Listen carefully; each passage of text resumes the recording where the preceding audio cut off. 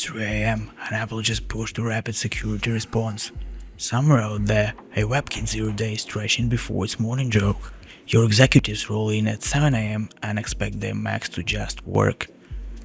If your patch pipeline isn't bulletproof, that exploit could greet them with their double espresso. Tonight, we are handing you the antidote to 3 a.m. panic, an end-to-end playbook for Mac patch management that lets you and your board actually sleep. Hey, Alex is here. I've been keeping Macs in line for over 10 years now.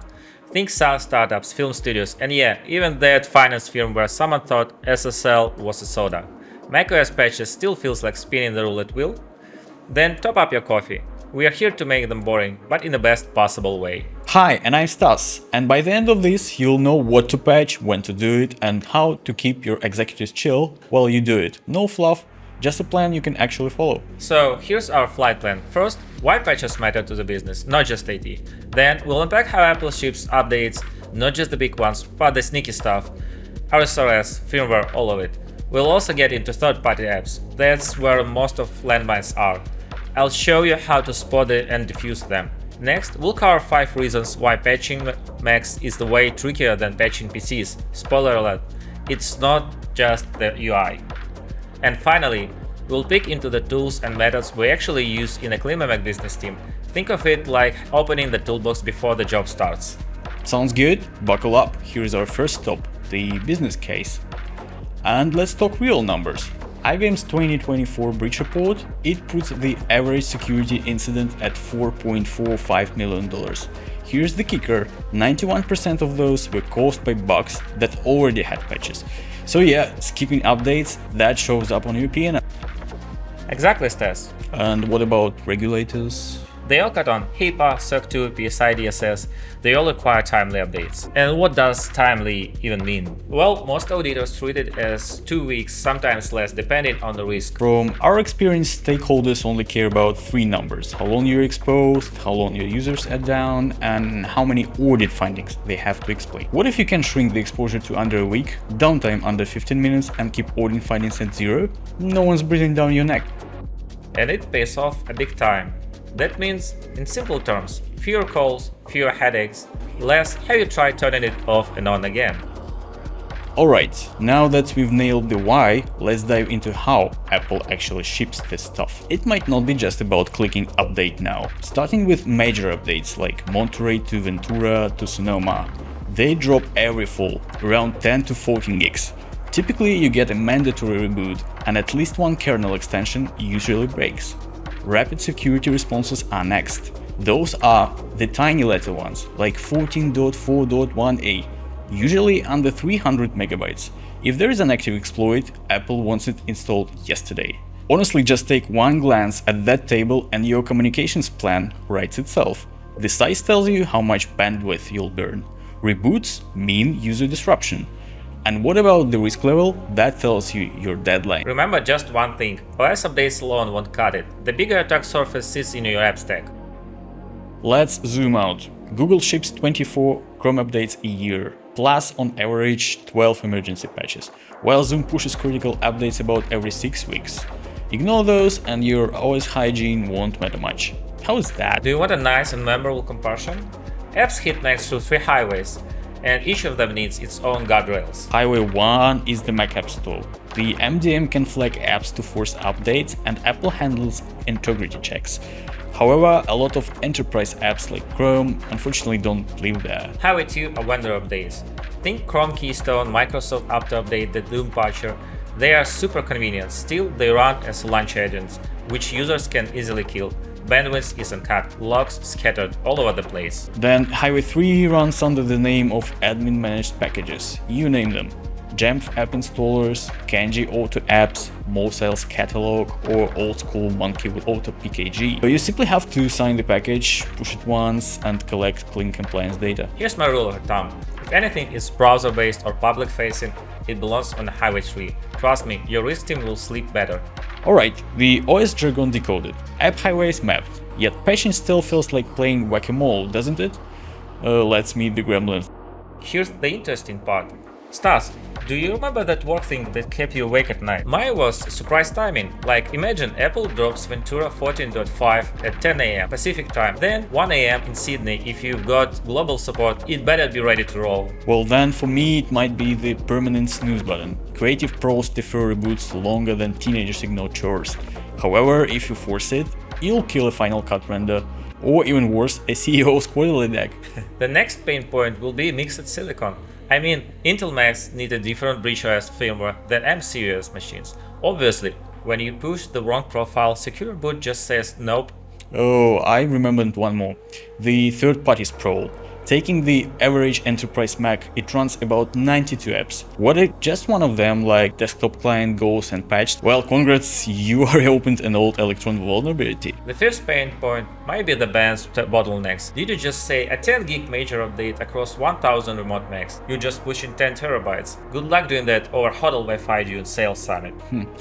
We wish those stories were fake, but here's the good news. Every pain point has a tool or workflow that neutralizes it, and that's exactly what we are covering next. And choosing your patch toolbox is where theory finally meets tooling. Picture a 3-tier shelf, kind of like from your favorite coffee bar.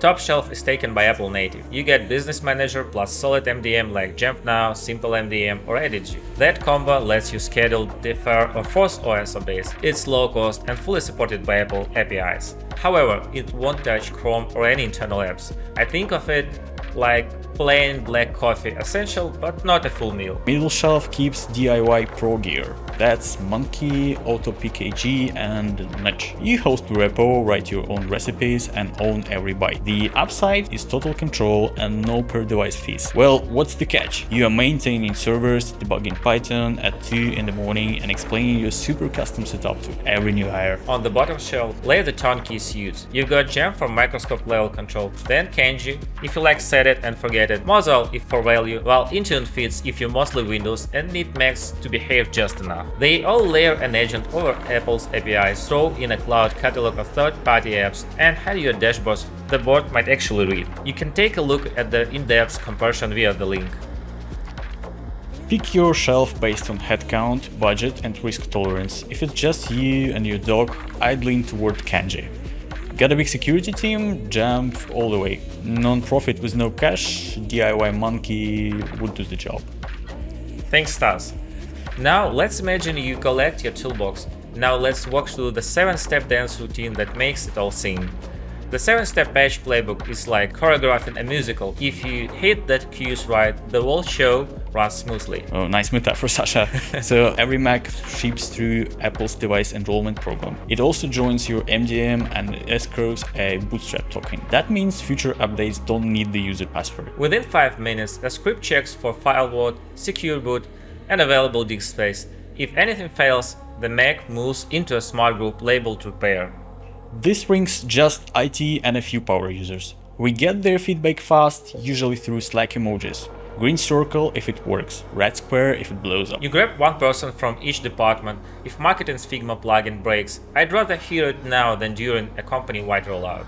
We give soft prompts for 7 days. On day 8, the countdown clock appears. By day 10, it installs, reboots, and reopens the apps, all on its own.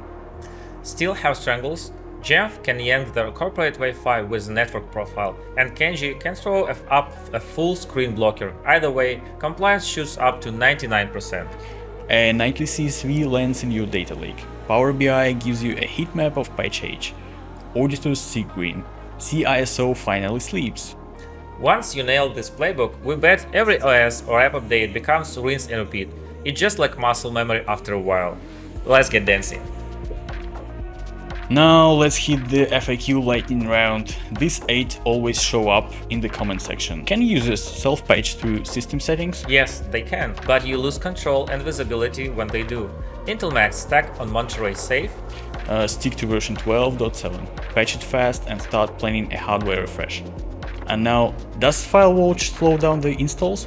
Not at all. Updates run pre-boot even on encrypted volumes. What's the best way to verify success? Oh, check this pass over there. For install succeeded or use DM's status field for installed. The RSR broke my plugin. Should I roll back? Jeff and Kenji can pull the RSR kicks if needed, but honestly, test in VM before rollout. Do users need an admin rights to patch? Nope, MDM commands run as root. Standard users are totally fine. How do I handle laptops of grid for weeks? Use declarative device tokens. They'll self-update the moment they touch Wi-Fi again. What's about App Store betas? Block them through MDM. Only unblock after your test ring signs off. Well done. Fantastic. Let's wrap up some key takeaways. My top 3 advice I would write a bestseller about: relentless automation, stagger your rollout rings, treating third-party apps with the same urgency as macOS, and keeping users in a loop as early as possible. I couldn't agree more. Follow that playbook and 0 days start sounding like background noise. Literally handle it before your espresso even has time to cool. Yeah, if today's session saved a headache or just gave you a shortcut, hit like so other admins can find it, and subscribe. We'll got more deep dives queued up. No secrets here, we'll cover declarative device maintenance in our next episode. We wish it sounded more epic. Could you imagine Macs that self-heal while you're out having brunch? Total sci-fi. Patch early, patch often, sleep easy, catch you in the next one. Cheers.